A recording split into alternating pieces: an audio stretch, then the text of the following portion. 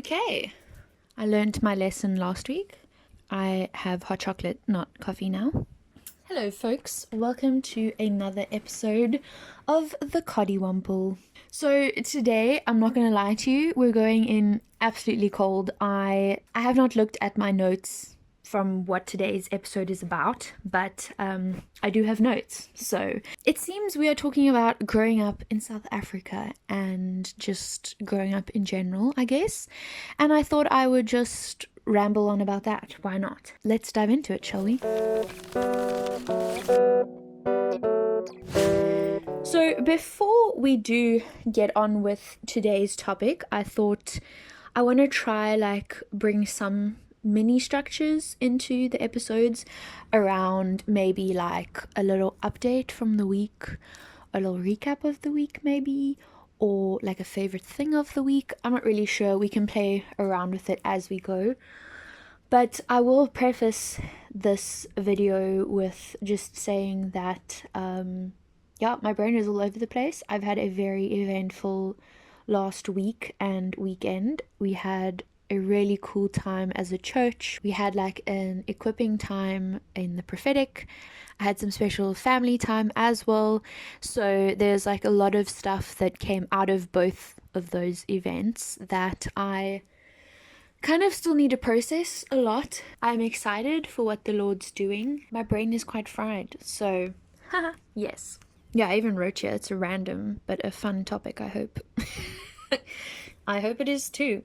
Because I don't want these chats to just be me sharing stuff. Like, that's boring. Like, I want it to be either meaningful to you or like you can learn something from it too, you know? But anyways, I guess the first few will be very experimental and me just kind of sharing about myself. So you guys can also get to know me better. So I guess that's cool. I was born...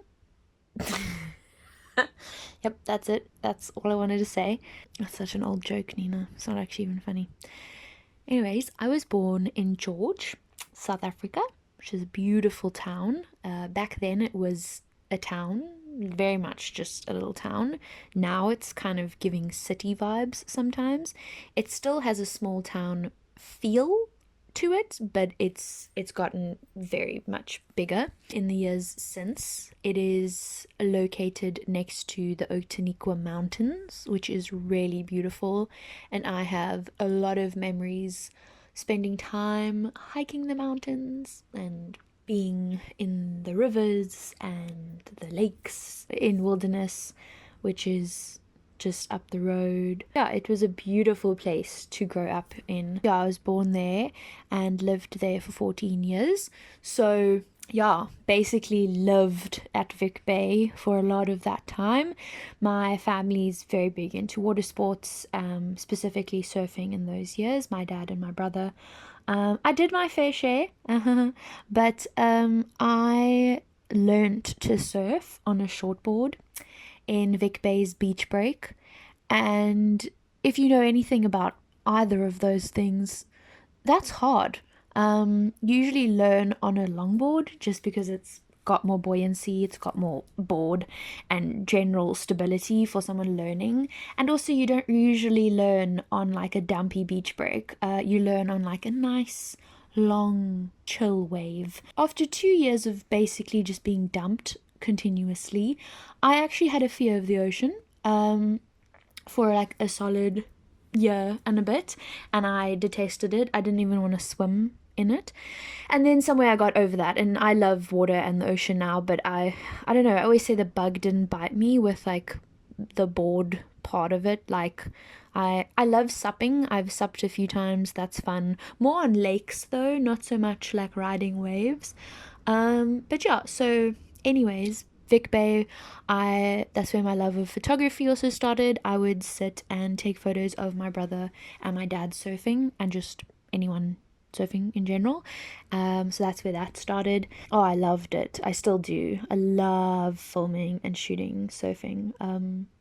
I should do it more often. I keep telling myself that. But anyways, and yeah, there was actually a year in my life where every like Monday, Wednesday and Friday, or at least like once a week, in summer, my dad, my brother, and I would go for Dornies at Vic Bay, which was really fun. We'd often just paddle out, like wouldn't necessarily surf or even just go snorkel. But yeah, before school, we'd go do that, which is so cool. Like, I'm so glad my dad did stuff with us like that. Amazing memories of like braais and picnics and stuff at Herald's Bay, Wilderness Beach with our family friends. And yeah, I remember that growing up there, like the people were really amazing, really like grounded, just amazing people. And that was that. We also did a lot of road trips up to Buffalo Bay where we'd go spend weekends there or just a day or whatever.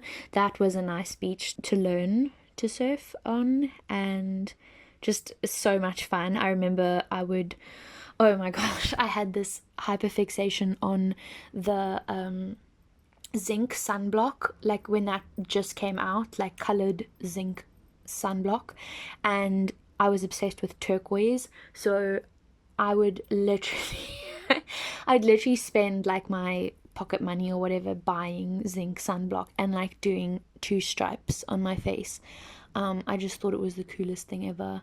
Oh, that's very weird. And at the Buffalo Bay like cafe, the little bubby shop that was there, also the Mousies, those triangle little ice creams. Oh my word, I feel like we never got them anywhere else for some reason. Like, there were obviously other places, but we like specifically got them when we were in Buffalo Bay, which I'm not sure why. But anyways, I also remember a lot of like playing in the streets, playing in rivers. I look at kids nowadays and I feel sorry for them, that that's not even like not the thing anymore, like everyone's just on their phone or whatever. But I also get it because it's not really as safe anymore, and that is really sad. It makes me very, very sad, and I understand why people want to have small holdings and just live off the land and raise their kids on a farm because anywhere else it's like you can't really just let your kid run wild. Maybe in estates you can, but then that's also like really expensive, I guess. I don't know. I'm not a parent, not in that phase of my life, but I think about it now and then and I'm like, wow, that must be hard. And also like thinking about school and all those things. It's a rough decision to make. Are you going to homeschool? Are you not going to? Is your kid going to come out weird if you homeschools? After George, we moved to Cape Town and we lived in a small beach town, and that's where I went to high school. If you want to see more of that, you can literally just go watch my previous vlogs. Oh my gosh, they're so cringy, but I don't think I'll ever take them down because it's memories. I don't really want to know that people is watching it, you know. But if you want to see more of my high school career, you can go watch my previous vlogs. Yeah, and those were beautiful years, my high school. So I was there for literally from grade 8 to 12. Then I moved to PE, but those 5 years were really cool. I'm so grateful that the Lord moved us to Cape Town. I didn't want to. It was quite traumatic actually when we first moved. Apparently I cried a lot those first 8 months. I don't remember that specifically, but I guess your brain blocks that out. But yeah, I didn't want to move. I didn't want to leave George, but in hindsight and now knowing everything, obviously how it's all turned out, I'm really grateful it happened the way it did. There were hard years, hard times, but I really loved the friends I made in high school. I loved high school in general. There were hard things like math and boys and all those things that were, not nice, but that's life and that makes life richer. I wouldn't trade for the world. And this is going to sound really obnoxious and like preppy of me, but that was my first experience in a public school. I had only been in private schools before that. So in George, we were only in private schools. And so I was really nervous. My first day of school, it was so bad, guys. So yeah, I'm from this basically like a small town in a sense, and coming from schools where there were maybe max 20 kids in a class, like the latest schools I had been in, we were maybe like 8 in a class. Like, it was really different coming to a school where there's like over 1,000 kids, in the whole school, and I didn't know anything about the system. I didn't know how it works. I didn't know about like how kids are, like any of that. And the school had this thing that matrics wear white shirts and the rest of the school wears blue shirts. We came in like a weird time of the year. The uniform shop didn't have the right shirts, so both my brother and I rocked up in white shirts, and it was kind of embarrassing because it's like you can clearly see I'm not grade 12. Like, yeah, it was very clear.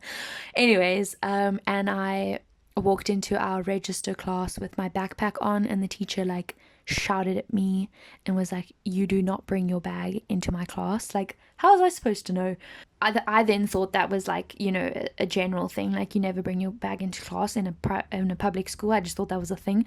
But then there were teachers that allowed it. So anyways, I really don't know how she expected I was supposed to know, but that was horrible because it was literally my first thing. Like, I'd just been brought from the office to the class, like everyone's already seated, everything's already started, I'm the new kid, and the teacher shouts at me like right there and then. Thanks to Kelly, shout out to Kelly, because she took me under her wing from first moment. I'm so grateful for her because it was really scary being in like such a big school and a big class. Most people knew each other from like primary school and stuff. My high school years were really cool. I enjoyed them. Chaotic, whatever, but pretty good. In grade 10, I took design, which was like my favorite subject ever, and is where I took my video editing a little bit more seriously, and even just design in general. Really formative years. I had a cool group of friends. Our grade was really cool like that. Like, we all were generally friends.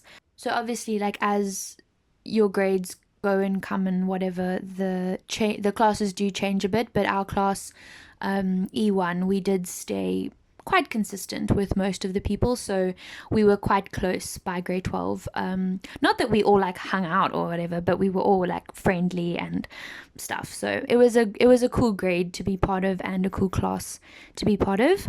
It did suck though in matric with COVID and everything. Like, our matric farewell wasn't that fantastic. Couldn't really dance and stuff, so that was lame, but I loved my dress. Honestly, that is like all I take away from that whole situation. I loved my dress. It was so beautiful. I still have it. I don't know where I'm ever going to use it again, but I hope to. It's just so stunning. We had it made.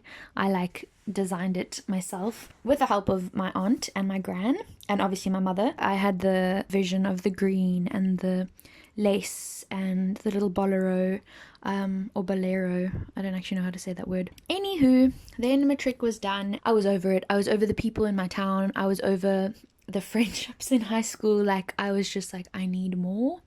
There has to be more. I want to leave. And luckily, the next step for me was in PE, Port Elizabeth, literally across the country. 4 days after getting my driver's license, I drove 10 hours to PE and moved there.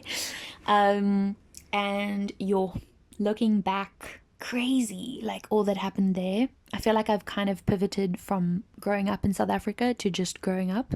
So I think what I'll say of living in Cape Town, quick, just about South Africa and whatever, there again, we had so much freedom to just walk around, be free on the streets. The area where I lived wasn't super dangerous. Obviously, you're still aware it's South Africa, like, don't get me wrong, but you grow up street smart. And being in Cape Town, that was super fun because when we want to go do things, you can go to the waterfront, or you can go ice skating, or just go chill on the beach or whatever. Like, I really, really loved that about being in high school in Cape Town. That was really fun.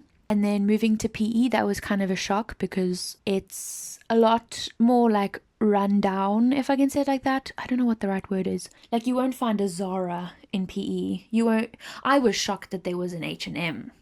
You know what I'm saying? It's still like a few years behind in some ways, and a lot of the areas are still like quite a bit more dangerous, or a bit more like unsettled. I don't know what the word is I'm trying to say. I also don't want to make anything sound super bad or like be rude, but I loved every second of it. It was fantastic. I mean, my hubcaps got stolen. There were definitely some scary moments. I couldn't do anything without looking over my shoulder 6 times or locking my car 6 times. Like, it really was a different way of living. But the people there are incredible. PE is known as the Windy City or the Friendly City, and it is so true. Like, the people there are so kind, and just like very down to earth people, once again, kind of like the George people. And yeah, I made some very big personality developments and changes there. I think that's one thing that I can say that I like about South Africa. If I look at a lot of the rest of the world, obviously I don't know much about the rest of the world. Like, let's just preface that as well. I'm not this very well-traveled human that's making bold statements. Just from my experience, little things that I've noticed, I'm super glad that our country is a lot more grounded. Obviously, we are still influenced by America, by all those things. That's definitely there, and especially nowadays, it's a lot more. For most of the time, it wasn't that bad. It made us a lot more well-rounded people. It's a great way to grow up, not having all that pressure, playing in the dirt, and yeah, being taught about just family and not having a bunch of stuff shoved down your throat, you know, like. I'm sure in some areas in South Africa that is still there, like there are more preppy areas, but for the most part I think like our country's quite just chill and funny. We're very funny. I love that. We have such great humor, even though we're so heavily corrupted in many areas. We just cope by making jokes about it. And our diversity of culture, and you learn things about your friends and whatever, because your friends aren't all exactly like you, their families aren't all exactly like you. So I think that creates a very good thing from young. You have to learn that people do certain things differently. Obviously, with me being a Christian, there's obviously stuff where I 100% don't agree with how people do things, and that's not what I'm talking about. And makes us more beautiful because of all the differences. So that's really cool. I like that. It is really an interesting topic, and that's, I think, why I love meeting new people from different places, and why, for me, I love to travel. Not that I do it often, but is seeing how different people have grown up and how that has affected them. I'm losing my throat. Wow. It's just really fascinating because, I mean, if you think about it, like my brother and I, we grew up for the most part exactly the same, right? But we're two separate people. But then you take a step back and it's like, okay, we grew up in the same town, but we're so different to our friends. We grew up in the same city, but we're so different to all our neighbors and blah, blah, blah, blah. You know, and you just go out, and you cannot even fathom all the differences that can happen to someone and how that shapes how we think, how we live life, what we believe, how we treat people. Every little thing will change how life is perceived and how life is lived out. It's fascinating. And then I think like how incredible it is that Jesus came to die for all of us. We've all got our different things, but he looks at all of that and he's like, yeah, I died for you too. And that's just incredible. And I want a relationship with you too. It's just incredible. And the creativity it took for him to make us all, that's crazy. Even just how we look and how people are formed. Wow.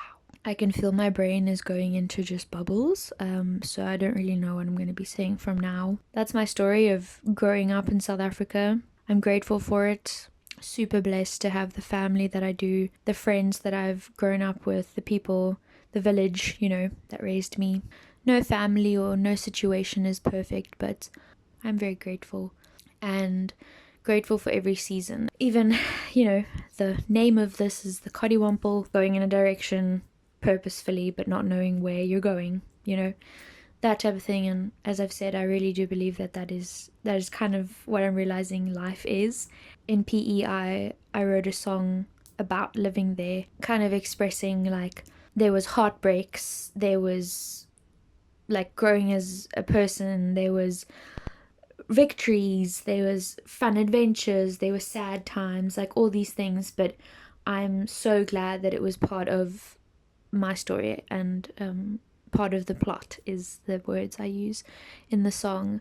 And I think that's just what I'm also learning as I'm growing up, is that things really do just come and go, and I'm not saying I'm good at it yet, but we have the choice to, stop and linger on it and be sad about it, or we can just accept that some things and some people are going to stick and most actually aren't. You're just, slowly but surely, like pointillism, making this little painting dot by dot, and one day we'll be able to turn around and look at the full picture and be like, oh, that makes sense. I see now. Can't wait for that day. But even just in this last year, I look back at things last year and I'm like, whoa, that felt horrible in the moment, but I get it now. That is just life. Trusting God, trusting His plan, trusting the Holy Spirit to lead you and guide you.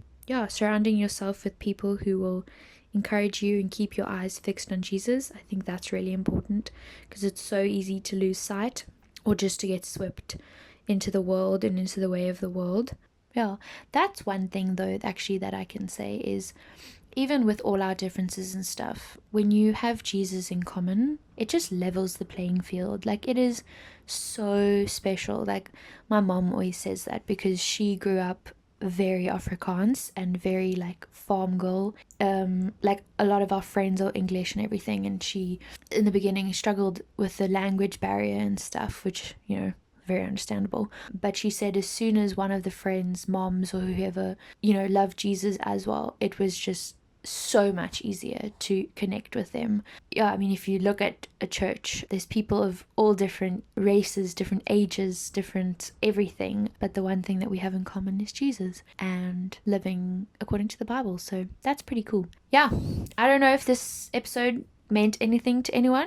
It was fun for me to think a little bit back. I haven't thought about a lot of those things for a while. And again, if you guys have any questions or any insights, or even if you want to tell me something about how you grew up in South Africa or not in South Africa, let me know down below. I do check my comments. I love hearing from you guys. And if there's anything that you'd like me to expand on in a later episode, we can definitely do that. I think that's that for now. Before I continue talking and we really have nothing meaningful in this episode, we'll sign it off there. Thank you guys so much for watching, and I'll see you in the next one. And as always, have a good one. Bye!